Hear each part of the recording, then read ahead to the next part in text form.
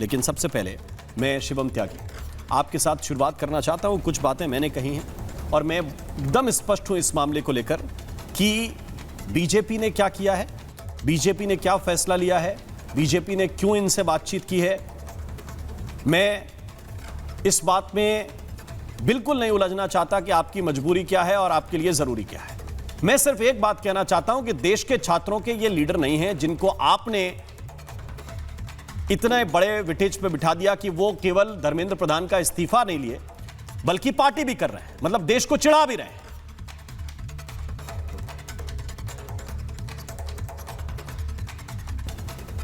देखिए राम जी, मैं आपसे एक चीज़ कहना चाहता हूं कि आपका जो वर्जन है मैं उसका सम्मान करता हूं और मैं कोई कांग्रेस वाला तो हूं नहीं कि अगर आप मेरी बात से इत्तेफाक नहीं रखते तो आपको मीडिया और पता नहीं कौन कौन सा मीडिया बताने लगूंगा और गाली गलौज करने लगूंगा और लिंच करने लगूंगा। आप स्वतंत्र हैं, आप अपनी बात अपने तरीके से रख सकते हैं, आपका अपना एक वर्जन हो सकता है और मैं उसका सम्मान करता हूँ। दूसरी बात यह है कि जो आपने कही बिल्कुल ठीक बात है, इसमें कहीं कोई दो राय नहीं है।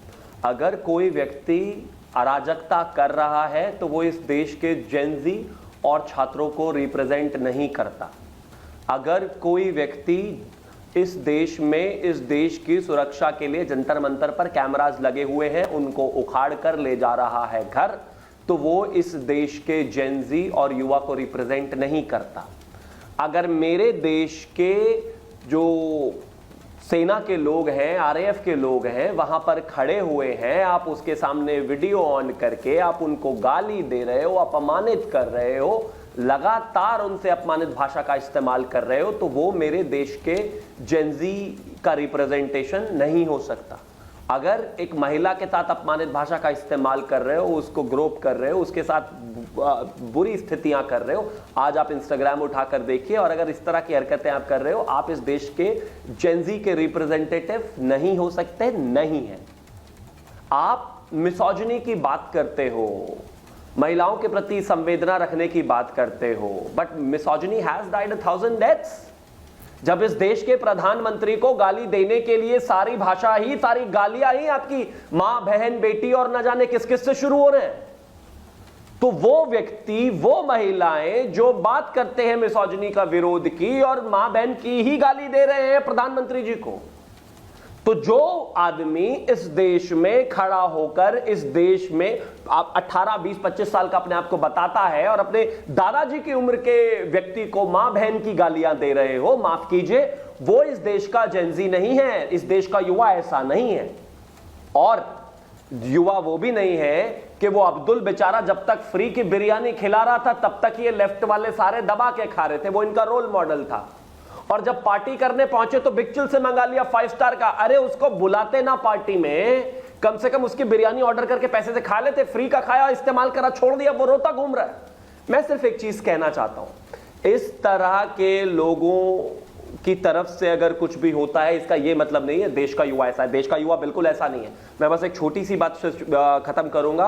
जब हम 2014 में आए तो इस देश में स्टार्टअप्स की संख्या सिर्फ 300 थी, आज 1.5 लाख से ज्यादा है। मेरे देश का युवा सृजन करने में, डेवलप करने में, चीजों को बनाने में, देश की ग्रोथ में भागीदार बनने में विश्वास रखता है। वो देश को आगे बढ़ाने में भागीदारी रखता है, वो देश को आगे लेकर जाने में विश्वास रखता है, वो देश की सेनाओं में विश्वास रखता है, वो देश की सेनाओं के मुंह पर कैमरा खोलकर उनको गालियां नहीं देता, उनको अपमानित नहीं करता। वो ये नहीं कहता कि इस देश की सेना सिर्फ देश के पॉलिटिकल लोगों के लिए है, हमारे लिए नहीं, और फिर मिडिल फिंगर दिखाकर अपमानित भाषा का इस्तेमाल नहीं करता।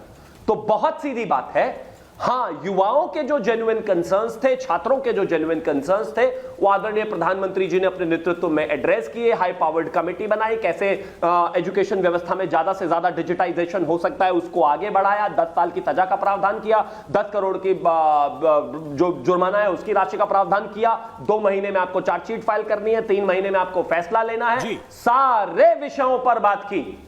लेकिन अगर इस देश में कोई भी गुंडागर्दी और इस तरह की भाषा और अराजकता करेगा तो मैं मानता हूं वो इस देश का छात्र बिल्कुल नहीं है, वो इस देश का जेनजी नहीं है, वो इस देश का स्टूडेंट नहीं है, और वो स्टूडेंट्स और छात्रों को और देश के जेनजी को रिप्रेजेंट भी नहीं करते। ये छात्र ये बता रहे थे, जो कथित छात्र हैं, ये बता रहे थे कि खुदकुशी छात्रों की हुई है और उस पर हमें बहुत तकलीफ है। इतनी तकलीफ है कि 5 स्टार पार्टी शुरू कर दी अभिषेक तिवारी। इतनी तकलीफ है ना, छात्रों को ठगने का कोई और तरीका नहीं मिला इनको। राम जी बड़ा ही गंभीर मुद्दा है जो आपने आरोप लगाया अपने वक्तव्य में। मैं तो बड़ा ही विनम्रतापूर्वक पूछना चाहता हूं कि जेपी नड्डा जी ने जो मीटिंग किया, क्या वो देशद्रोहियों से मीटिंग किया या टुकड़े टुकड़े गैंगों से मीटिंग किया?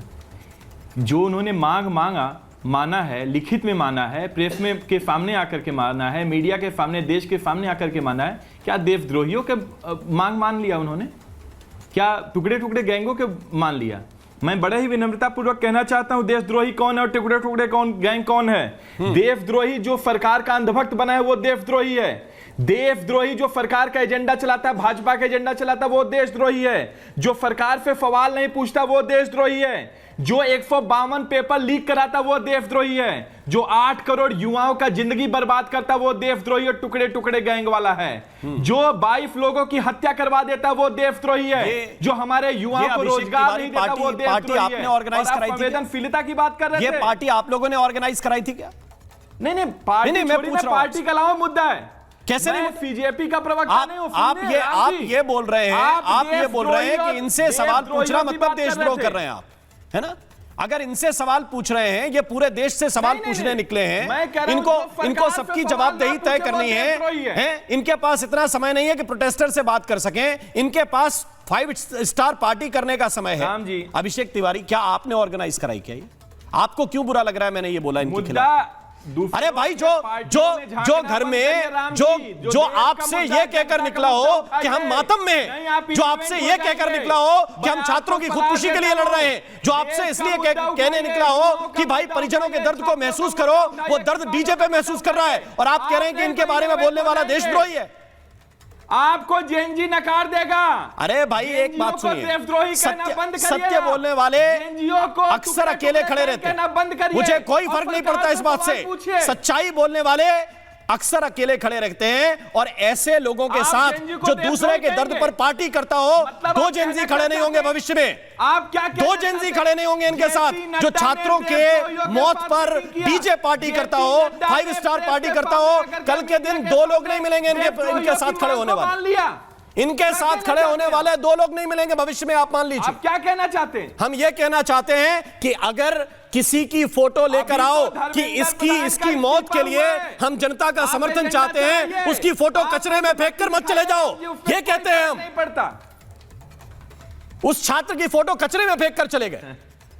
बड़ा ही दुर्भाग्य है। हाँ, बिल्कुल दुर्भाग्य, बड़ा ही दुर्भाग्य है। बिल्कुल दुर्भाग्य है। किसी